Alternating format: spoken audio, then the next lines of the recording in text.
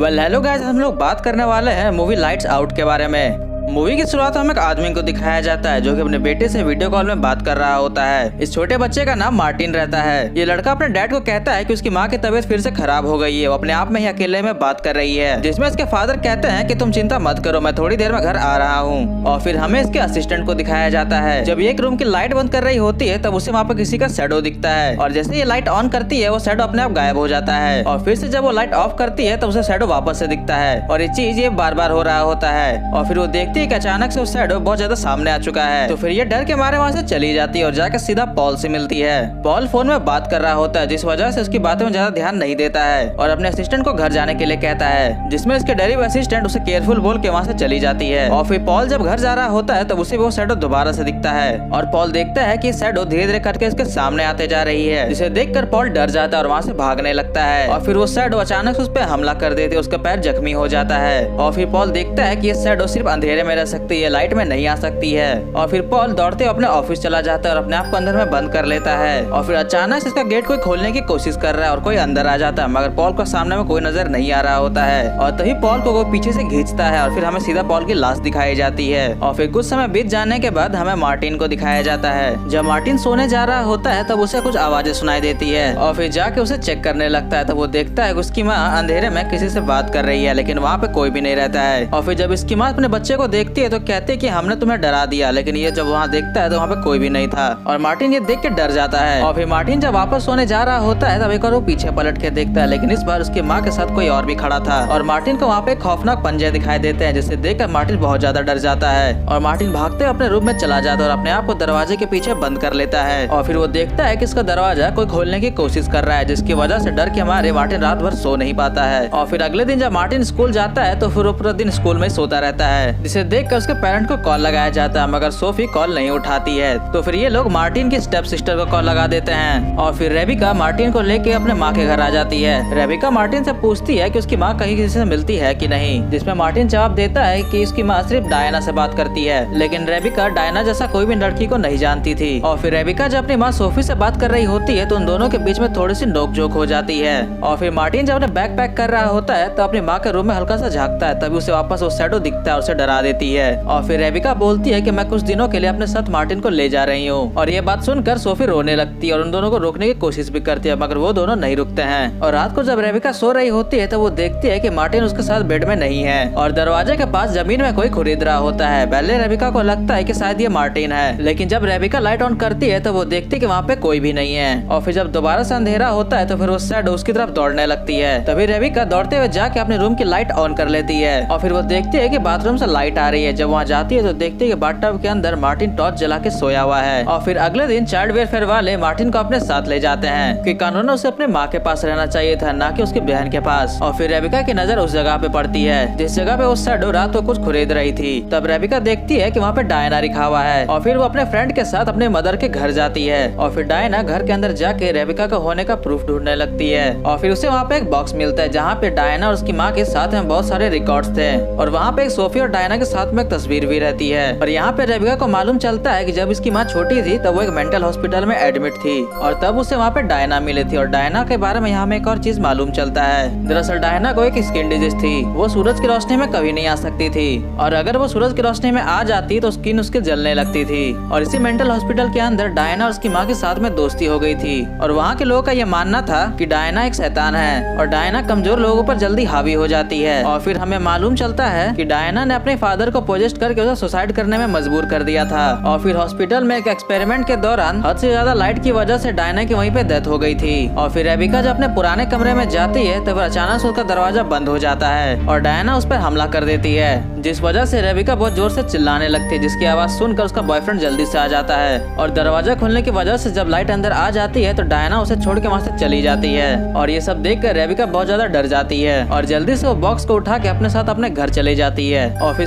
Sophie Martin को लेके अपने साथ घर जा रही होती है और सोफी मार्टिन को कहती है कि आज हम तीनों साथ मिलकर मूवी देखेंगे, जिसे सुनकर मार्टिन कहता है कि सिर्फ हम दोनों देखेंगे। और फिर वो दोनों जब मूवी देखने बैठते हैं तब सोफी सारे घर की लाइटें बंद कर देती है, जिसके कारण मार्टिन बहुत ज्यादा डर जाता है। और फिर सोफी उसे कहती है कि डायना मेरी दोस्त है। और फिर सोफी कहती है मैंने काफी दिनों तक डायना को अपने से दूर रखा था और अब डायना हमारे साथ रहेगी। और फिर मार्टिन जब डायना को देखता है तो फिर वो काफी ज्यादा डर जाता है और दौड़ते हुए जाके लाइट ऑन कर देता है और फिर वहाँ से भाग जाता है, जिसके कारण डायना बहुत ज्यादा गुस्सा हो जाती है और यहाँ तक कि वो सोफी पर भी हमला कर देती है। और मार्टिन रेबिका के घर चला जाता है और फिर रेबिका मार्टिन को बताती है कि हमें सोफी को डायना से बचाना होगा और हमें उसके डिप्रेशन की दवाइयाँ उसे देनी होगी, क्योंकि उसके बिना उसकी माँ बहुत ज्यादा वीक हो जाती है, जिसकी वजह से डायना उस पर आसानी से हावी हो जाती है। जिसमें मार्टिन बताता है कि डायना ऐसा कभी भी नहीं होने देगी, क्योंकि उससे पहले इसके डैड ने भी यही करने की कोशिश की थी और डायना ने उसे बहुत बेरहमी से मार दिया था। और फिर तभी उनका डोरबेल बजता है। जब रेबिका दरवाजा खोलती है तो वो देखती है कि वहाँ पे कोई भी नहीं है और फिर उन्हें घर के अंदर से आवाजें आने लगती है। जब वो दोनों घर के अंदर जाते हैं तब डायना मार्टिन को बेड के नीचे खींचने लगती है, तो फिर रेबिका जल्दी से उसे खींचते हुए बाहर निकालती है। उसके बाद फिर रेबिका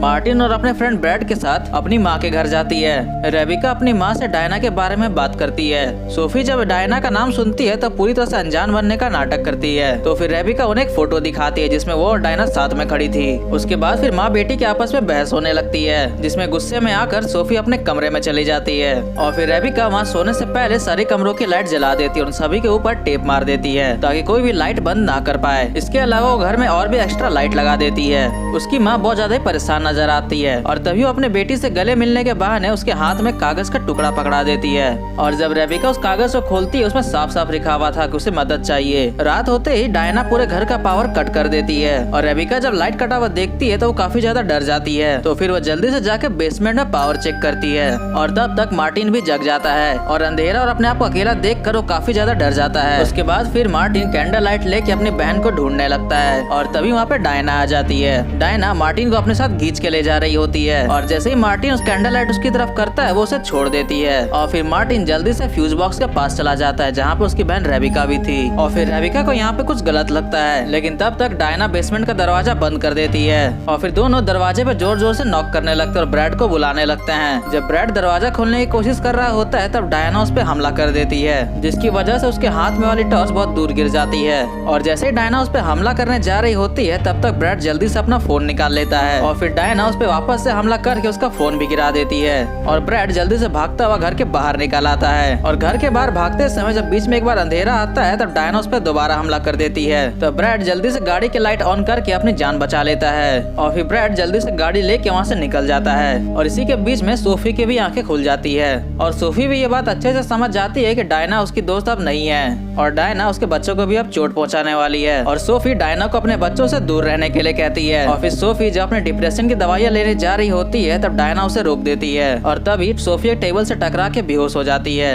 उसके बाद फिर रेबिका और मार्टिन बेसमेंट में आग लगा के वहाँ पे रोशनी कर रहे होते हैं और वहाँ पे उन्हें यूवी लाइट भी मिलती है।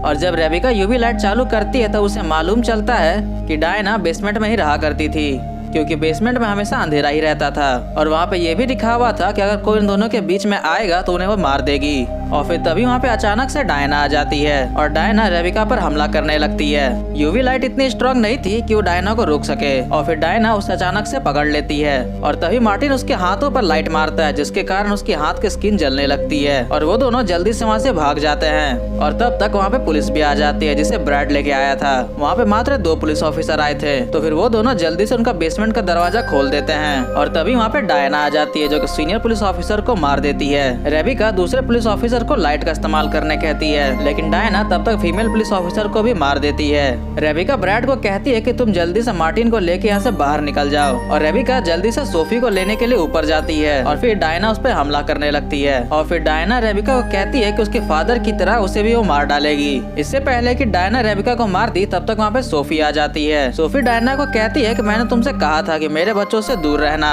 सोफी डायना को शूट करती है मगर उससे डायना को कुछ भी नहीं होता है, जिसे डायना कहती है कि मुझे गोलियों से कुछ नहीं होने वाला।